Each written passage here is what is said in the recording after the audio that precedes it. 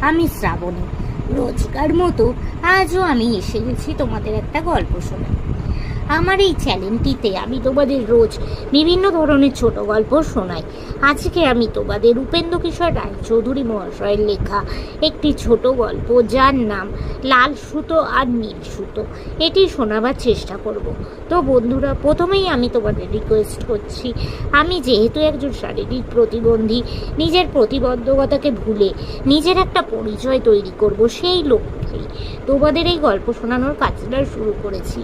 তোমাদের সাহায্য বা সাপোর্ট পেলে তবেই আমি এই কাজে সফল হতে পারবো। তো বন্ধুরা, তাই তোমরা প্লিজ আমার বলা গল্পগুলো স্কিপ না করে গিয়ে পুরোটা শোনো। আমার চ্যানেলটা সাবস্ক্রাইব করো, লাইক করো, কমেন্ট করো ও একটু শেয়ার করে দাও। আর এখনও অবধি যেসব বন্ধুরা আমার চ্যানেলটা সাবস্ক্রাইব করেছো তাদেরকে অনেক অনেক ধন্যবাদ জানালাম। তো চলো তোমাদের আজকের গল্পটা